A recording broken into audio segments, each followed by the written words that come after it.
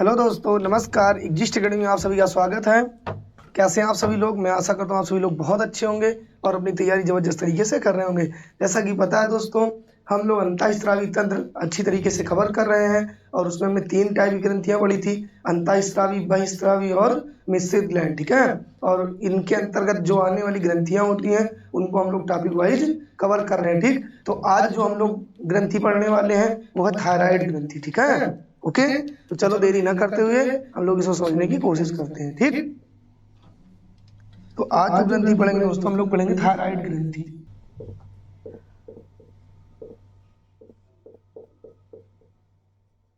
Thyroid ग्रंथि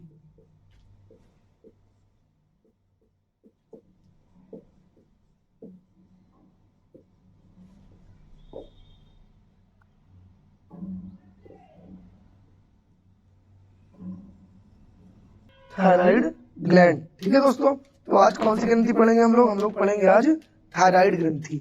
ठीक, तो देखो, अब थायराइड ग्रंथि में क्या क्या चीजें होती हैं ये हम लोगों को अच्छी तरह से समझना है। तो देखो, सबसे पहले तो इसको ध्यान देते हैं, इसे ही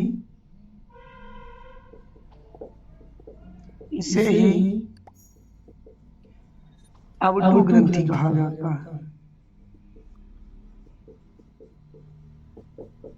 इसे ही अवटु ग्रंथि कहा जाता है। ठीक है, अब पूछा जाता है ये कहाँ स्थित होती है, तो यह गले में स्थित होती है। यह ग्रंथि कहाँ पाई जाती है, तो गले में पाई जाती है, गले में स्थित होती है। ठीक है, अब दोस्तों इसका जो आकार होता है, इसका आकार इस ग्रंथि का जो आकार होता है वो एच के समान होता है। कैसे होता है? एच के समान होता है। ठीक, ऐसे होता है। ओके, इसका आकार कैसे होता है, तो एच के समान होता है। इसका आकार एच के समान होता है। इसका आकार कैसा होता है दोस्तों? एच के समान होता है। ठीक, अब ये जो ग्रंथि होती है इसमें ये जो जोड़ है ये इसको बोलते हैं इस्थमस। इस जोड़ को इस्थमस कहते हैं। इस जोड़ को क्या कहते हैं? इस्थमस कहते हैं, जो इन दोनों को जोड़ने का कार्य करता है। अब अगली चीज समझना दोस्तों, इसका जो भार होता है, इस ग्रंथि का भार 25 से 30 ग्राम होता है।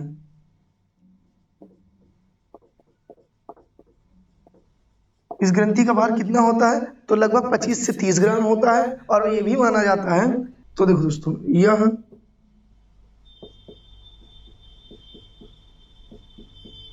महिलाओं में पुरुषों की अपेक्षा यानी अपेक्षाकृत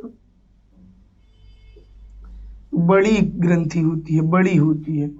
ये जो है ना, महिलाओं में पुरुषों की अपेक्षा थोड़ा सा क्या होती है, बड़ी होती है। ठीक है बच्चा, ओके।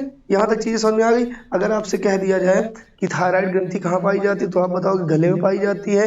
इसका आकार जो होता है वो कैपिटल एच के समान होता है, या फिर आपको मिलेगा तितली के समान होता है। कैसा होता है? कैपिटल एच, या फिर किसके समान होता है? तितली के समान होता है। अब यहाँ पे ध्यान ये देना कि ये जो जोड़ने का कार्य कर रहा है इसको बोलते हैं इस्थमस बोलते हैं। ठीक है, और इस ग्रंथि का जो भार होता है वो 25 से 30 ग्राम का होता है। तो दोस्तों माना जाता है कि इसकी जो इसका जो साइज है वो महिलाओं में पुरुषों की अपेक्षा थोड़ा सा बड़ी होती है। ठीक, आते हैं अगले पॉइंट पे। तो देखो दोस्तों, अगला समझना,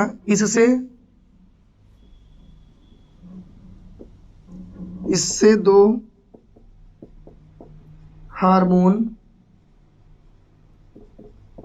निकलते हैं।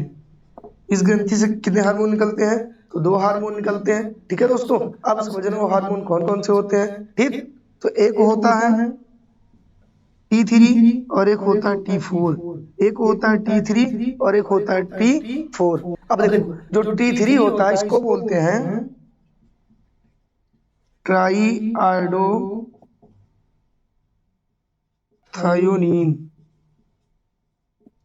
ट्राई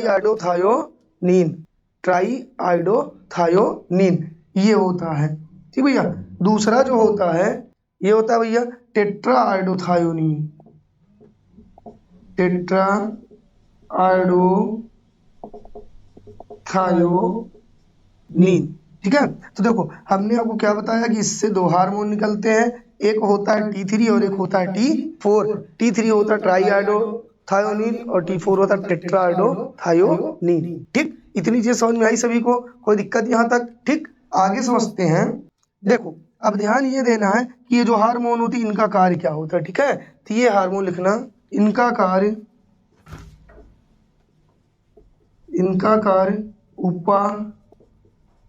उपापचयी दर को नियंत्रित करना। इनका जो कार्य होता है वो क्या होता है? उपापचयी दर को नियंत्रित करना, अर्थात मेटाबॉलिज्म रेट दर जो होती है उसको ये लोग क्या करते हैं, नियंत्रित, ये हार्मोन क्या करते हैं, नियंत्रित करने का कार्य करते हैं। ठीक दोस्तों, अगला समझते हैं। देखो अब जैसे इससे पहले हमने आपको बताया था कि मानव शरीर की सबसे छोटी अंतःस्रावी ग्रंथि कौन सी होती है, तो पीयूष या पिट्यूटरी ग्लैंड बताया था। तो ये मानव शरीर की सबसे बड़ी अंतःस्रावी ग्रंथि होती है। ठीक, यह मानव शरीर की सबसे बड़ी अंतःस्रावी ग्रंथि है। अगर कह दिया जाए मानव शरीर की सबसे बड़ी अंतःस्रावी ग्रंथि कौन सी है, तो आप बताओगे थायराइड ग्रंथि या फिर आउटू ग्रंथि होती है। ठीक है, तो देखो दोस्तों इससे हमने क्या बताया कि इससे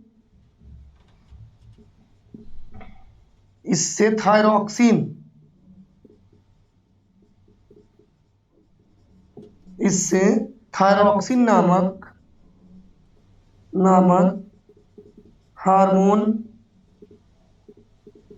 निकलता है। इससे कौन सा हार्मोन निकलता है? थायरॉक्सिन नामक हार्मोन निकलता है। ठीक है, और एक चीज और ध्यान देना भैया, एक जांच होती है TSH, ठीक है, थायराइड स्टिमुलेटिंग हार्मोन। TSH एक जांच होती है जो किससे संबंधित होती है? थायराइड से संबंधित होती है। यहाँ पे हमने लिख दिया TSH थायराइड स्टिमुलेटिंग हार्मोन। ये एक ऐसी जांच होती है जिससे ये पता चलता है कि आपके बॉडी में थायराइड का स्तर बढ़ा हुआ है या कम हुआ, अर्थात आपके बॉडी में थायरॉक्सिन हार्मोन जो होता है इसकी मात्रा बढ़ी हुई है या कम हुई है। क्योंकि जब थायरॉक्सिन की मात्रा बढ़ती है हमारे बॉडी में तब भी हमको कुछ रोग होते हैं, और जब कम हो जाती है तब भी कुछ रोग होते हैं। ठीक है, तो इसको लिख लेना, यह शरीर में थायरॉक्सिन की मात्रा के कम या ज्यादा से संबंधित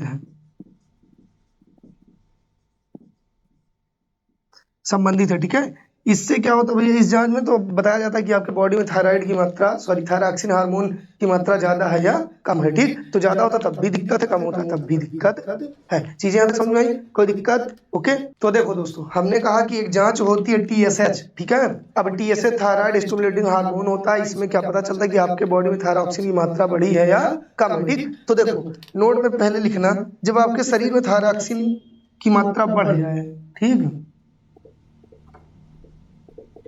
जब शरीर में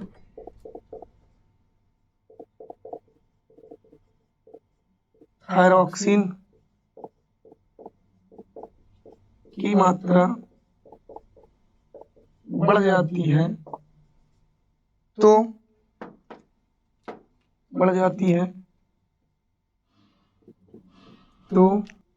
इसे हाइपरथायरॉयडिज्म कहा जाता है। ठीक है, तो अगर आपसे कह दिया जाए कि जब आपके शरीर में थायरॉक्सिन की मात्रा बढ़ जाती है इसे क्या कहा जाता है? हाइपरथायरॉयडिज्म कहा जाता है। अब इस स्थिति में आपको दो बीमारियां होती है। ठीक है, इस स्थिति में व्यक्ति को कितनी बीमारियां हो जाती हैं? दो बीमारियां। ठीक, जब आपको हाइपर थायरोइडिज्म हो जाता है। इसमें दो रोग होते हैं, एक होता है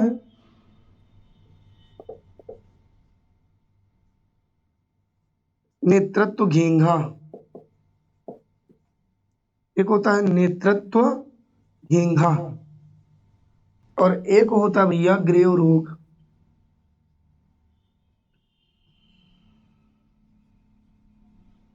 एक हो जाता है नेतृत्व घेंघा और एक हो जाता है ग्रेव रोग। तो देखो ध्यान ये देना है भैया कि इस वाले में इसमें आंखों के नीचे के भाग में सूजन आ जाती है, सूजन आ जाती है, स्वेलिंग आ जाती है। कि भैया अगर कह दिया जाए नेतृत्व घेंघा में क्या होता है, ठीक है, इसको बोलते हैं एक्सोथैल्मिक गोइटर बोला जाता है। ठीक, इसको क्या बोला जाता है, एक्सोथैल्मिक गोइटर, नेतृत्व घेंघा। इसमें आंखों के नीचे के भाग में सूजन आ जाती है, और इसमें क्या होता है, इसमें आंखों का गोल भाग, इसमें आंखों का गोल भाग सामान्य से बड़ा हो जाता है। इसमें आंखों का गोल भाग क्या होता है, सामान्य से बड़ा हो जाता है। किसमें, ग्रेव रोग में। ठीक है, ये ग्रेव डिसीज हो गया, ये एक्सोथैल्मिक गोइटर हो गया। ठीक है, तो देखो एक्सोथैल्मिक गोइटर में क्या होता है, इसमें आंखों के नीचे के भाग में क्या आ जाती है, सूजन आ जाती है, और इसमें जो आंखों का गोल भाग होता है वो सामान्य से बड़ा हो जाता है। ओके, तो देखो दोस्तों हमने कहा कि जब आपके शरीर में थायरॉक्सिन की मात्रा बढ़ जाती है तो उस स्थिति को हाइपरथायरोइडिज्म कहा जाता है। और इस स्थिति में दो रोग होते हैं, एक होता है नेत्रत्व घेंघा और एक होता है ग्रेव रोग। इसमें क्या होता है, आंखों के नीचे सूजन आ जाती है, और इसमें आंखों का गोल भाग क्या होता है, सामान्य से बड़ा हो जाता है। ओके दोस्तों, इससे पहले हमने पढ़ा कि जब आपके बॉडी में थायरॉक्सिन की मात्रा बढ़ जाए तो उसको क्या बोलते हैं, हाइपरथायरोइडिज्म बोलते हैं। ठीक है, उसमें दो रोग होते हैं, एक होता है ग्रेव रोग और एक होता है नेतृत्व घेंघा। अगला आता है जब आपके शरीर में थायरॉक्सिन की मात्रा की कमी हो जाए, जब शरीर में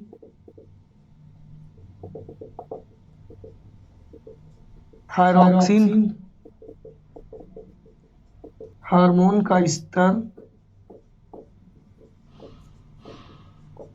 कम हो जाए, क्या हो जाए, कम हो जाए, तो तो तो इस स्थिति को, एक मिनट, तो कम हो जाए तो इस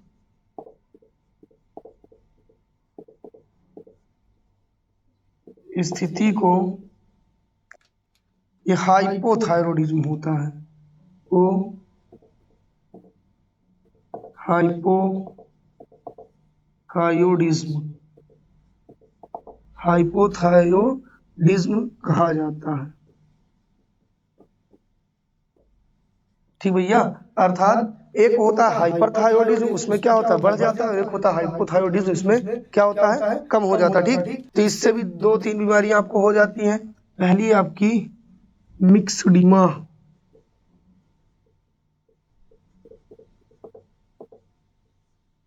मिक्सडीमा। अगला है जड़ मानवता,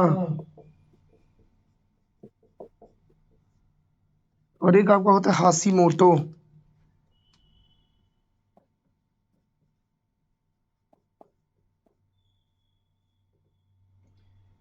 हाशीमोटो, ये तीन तरह की बीमारियां आपको हो जाती हैं। ठीक, पहला है आपका मिक्सडीमा, मिक्सडीमा, एक है आपका जड़ मानवता, और एक आपका है हाशीमोटो। तो देखो दोस्तों अब हम लोग इसको थोड़ा सा समझते हैं। ठीक, यह क्या होता है,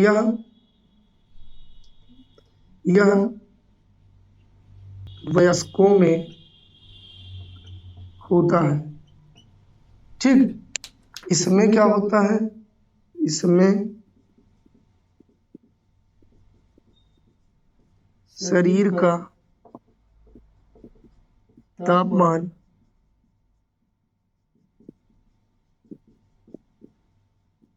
कम हो जाता है, एवं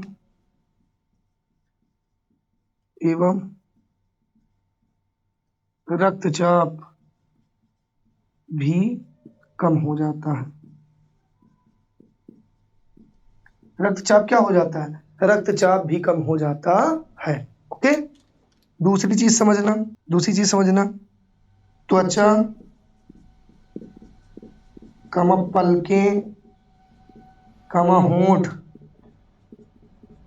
मोटे हो जाते हैं। तो इतनी चीजें आपको समझ में आई। हमने कहा कि जब आपके अंदर थायरॉक्सिन हार्मोन का स्तर कम हो जाता है तो आपको एक बीमारी हो, उस स्थिति को हाइपोथायरॉयडिज्म कहा जाता है। और इसमें 3 बीमारियां होती है इस कंडीशन में। एक मिक्सडीमा होता है, एक जड़माना होता है, एक हासी मोटो होता है। जब मिक्सडीमा होता है तो यह वयस्कों में होता है। इसमें शरीर का जो तापमान होता है वो कम हो जाता है सामान्य से, एवं रक्तचाप का जो स्तर होता है वो भी सामान्य से कम हो जाता है। ठीक, और त्वचा और पलकें और होंठ क्या हो जाते, मोटे हो जाते हैं। ओके, अगला समझते हैं। ठीक है, अब अगला जैसे जड़माना होता लिखना, इसमें बच्चे का, ये बच्चों को प्रभावित करता है। ठीक, इसमें बच्चे का शारीरिक व मानसिक वृद्धि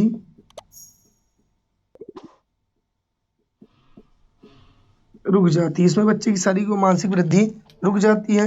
और दूसरा पॉइंट, इससे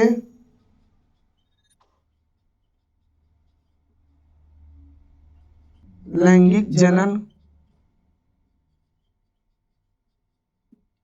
क्षमताएं भी प्रभावित होती हैं। लैंगिक जनन क्षमताएं भी प्रभावित होती हैं। कोई दिक्कत यहाँ तक दोस्तों? पहला हमने पढ़ा कि मिक्सडीमा, फिर हम लोगों ने पढ़ा जड़माना होता, अब आते हैं हाशीमोटो पे। ओके, तो अब आते हैं हाशीमोटो पे। ठीक, अब देखो बच्चा, इसमें क्या होता है, इसमें समझना, इसमें थायरॉक्सिन हार्मोन का स्तर इतना ज्यादा कम हो जाता है कि इसको बढ़ाने के लिए दी जाने वाली दवाएं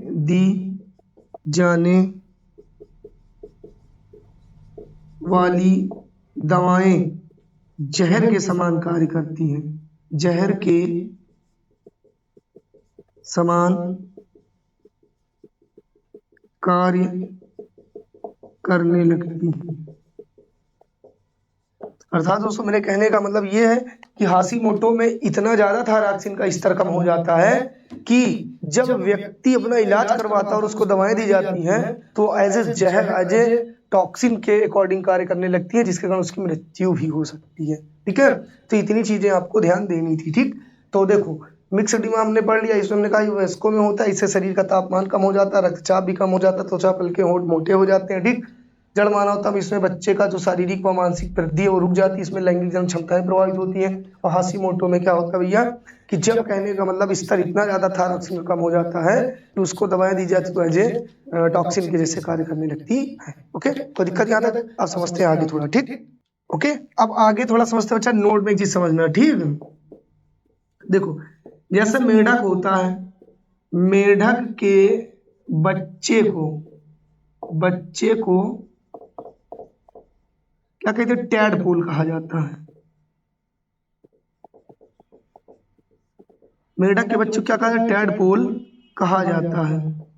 क्या कहा जाता है, टैडपोल कहा जाता है। अब जब टैडपोल जो होता है ना बिल्कुल छोटा सा, यानी बिल्कुल बच्चा जब अंडे से निकलता है, अंडे से क्या होता है, निकलता है, तो जब मेढक का बच्चा अंडे से निकलता है ना तो उसमें मान लो ऐसे छोटा सा सर टाइप में होता है और इधर पूंछ टाइप में बना होता है। ऐसे मान लो सर हो गया, ऐसे पूंछ बनी होती है। ठीक है, ऐसे पूंछ बनी होती है। तो ये जो पूंछ होती है, इसी पूंछ में थायराइड ग्रंथि पाई जाती है। कौन सी ग्रंथि पाई जाती है, थायराइड ग्रंथि पाई जाती है। इसी पूंछ में क्या पाई जाती है, थायराइड ग्रंथि पाई जाती है। और यदि किसी कारणवश इस पूंछ को हटा दिया जाए, ठीक है, देखो फिर समझना, यदि किसी कारणवश इस पूंछ को हटा दिया जाए तो फिर मेढक का जो बच्चा होता है उसका विकास रुक जाएगा, वो अर्थात वयस्क नहीं बन सकता। ठीक है, इसे बात समझ लेना। जैसा कि हमने कहा मेढक के बच्चों को क्या बोलते हैं, टैडपोल बोलते हैं। टैडपोल जब मेढक का बच्चा किससे निकलता है, अंडे से निकलता है, तो पानी में छोटे छोटे आपको कीड़े टाइप में दिखते होंगे, जिनमें ऐसे सर टाइप में बना होता है, छोटी सी पूंछ पीछे को निकली हुई होती है। तो माना जाता है उस पूंछ में थायराइड ग्लैंड पाई जाती है। उस पूंछ में कौन सी ग्रंथि पाई जाती है, ये क्या भैया पूंछ है, इसमें कौन सी ग्रंथि पाई जाती है, तो थायराइड ग्रंथि पाई जाती है। और यदि इस पूंछ को हटा दिया जाए, यदि इस पूंछ को हटा दिया जाए, यदि इस पूंछ को हटा दिया जाए तो क्या होगा, मेढक मेढक का जो बच्चा है, मेढक विकसित मेढक वयस्क नहीं होगा, वयस्क नहीं होगा। अर्थात ये जो मेढक का बच्चा होता है ना, फिर ये बड़ा नहीं हो पाएगा, वयस्क नहीं हो पाएगा। ठीक है, इतनी चीज समझ में आ गई। दोस्तों एक चीज और लिख लेना, इसी थायराइड ग्रंथि से आपका एक हार्मोन निकलता है, कैल्सीटोनिन हार्मोन। कैल्सीटोनिन हार्मोन कौन सा हार्मोन होता है, कैल्सीटोनिन हार्मोन होता है। यह शरीर में कैल्शियम की मात्रा को, कैल्शियम की मात्रा को नियंत्रित करता है, कैल्शियम की मात्रा को नियंत्रित करता है। अगर कह दिया जाए कैल्सीटोनिन हार्मोन किस ग्रंथि से निकलता है, तो आप बताओगे भैया थायराइड ग्लैंड से निकलता है। और इसका कार्य क्या होता है, ये शरीर में जो है कैल्शियम के स्तर को क्या करता है, कैल्शियम के लेवल को क्या करता है, मैनेज करता है। ठीक है, उसको संतुलित रखता है। कोई दिक्कत यहाँ तक चीजें समझ में आई सभी को। ओके, तो दोस्तों देखो इसी के साथ आपका थायराइड ग्लैंड होता है कंप्लीट। अब हम लोग आते हैं नेक्स्ट ग्लैंड पे। ठीक है, तो दोस्तों अगली ग्रंथि आपकी आती है पैराथायराइड ग्रंथि। ठीक है,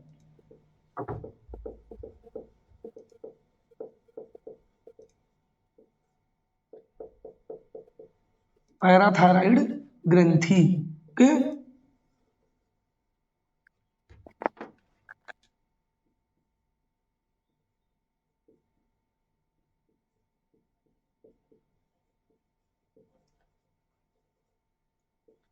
पैराथायराइड ग्लैंड। ठीक, अब देखो दोस्तों पैराथायराइड ग्रंथि को, इसको जैसे थायराइड को बोलते हैं O2, तो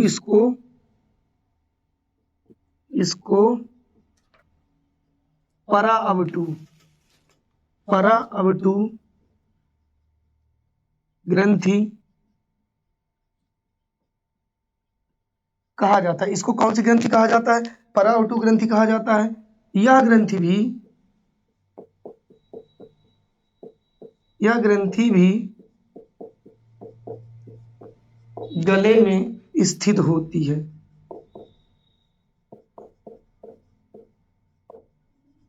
यह ग्रंथि कहाँ स्थित होती है, गले में स्थित होती है, जहां पे थायराइड ग्लैंड होती है। ठीक,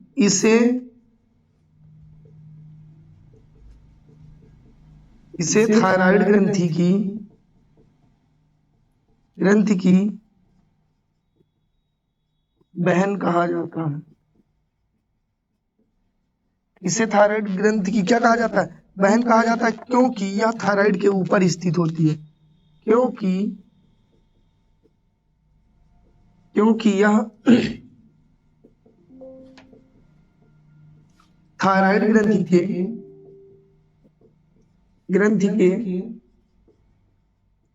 पृष्ठ पर स्थित होती है। क्योंकि भैया ये कहाँ स्थित होती है, क्योंकि यह थायराइड ग्रंथि के पृष्ठ पर स्थित होती है। ओके, अब देखो इससे पहले हमने आपको बता दिया था थायराइड ग्लैंड के बारे में। ठीक, ये मान लो हो गई आपकी थायराइड ग्रंथि। ठीक है, अब ये थायराइड, एक मिनट सॉरी, इसको थोड़ा बड़ा बनाते हैं। ये कहाँ स्थित होती, थायराइड ग्रंथि के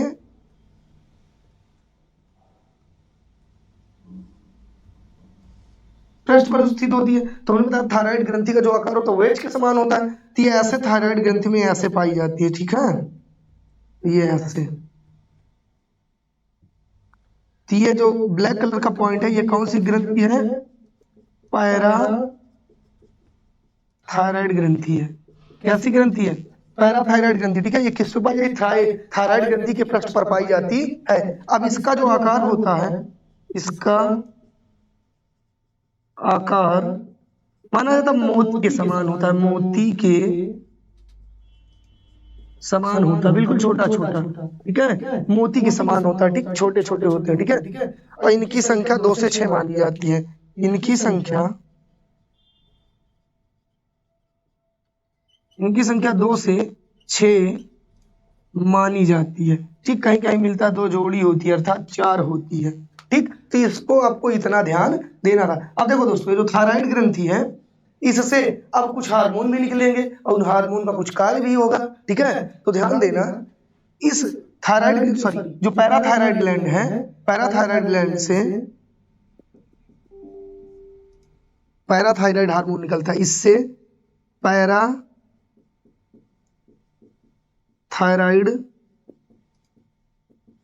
हार्मोन निकलता है। अगर कह दिया जाए थायराइड ग्रंथि से कौन सा हार्मोन, सॉरी, पैराथायराइड ग्रंथि से कौन सा हार्मोन निकलता है, तो पैराथायराइड हार्मोन निकलता है। इसका कार्य क्या होता है, यह शरीर में कैल्शियम एवं फॉस्फेट की मात्रा को, कैल्शियम और फॉस्फेट की मात्रा को नियंत्रित करता है। जो पैराथायराइड हार्मोन होता है, ये कैल्शियम और फॉस्फेट की मात्रा को नियंत्रित करता है। जब आपके बॉडी में कैल्शियम की मात्रा कम हो जाती है, तो इसको बढ़ा के उसको स्तर पे ले आता है, ठीक है। चीजें समझ में आई यहाँ तक? कोई दिक्कत दोस्तों? यहाँ तक चीजें समझ में आ गई? तो देखो दोस्तों, इसी के साथ ये टॉपिक होता है फिनिश, मतलब ये ग्रंथियां होती है फिनिश। अब हम लोग पढ़ेंगे नेक्स्ट वीडियो में नेक्स्ट ग्रंथि। दोस्तों, अगर क्लासेस अच्छी लग रही हो तो वीडियो को लाइक करिए, चैनल को सब्सक्राइब करिए, वीडियो को शेयर करना ना भूलें। मिलते हैं नेक्स्ट वीडियो नेक्स्ट ग्रंथि के साथ, तब तक के लिए नमस्कार, धन्यवाद।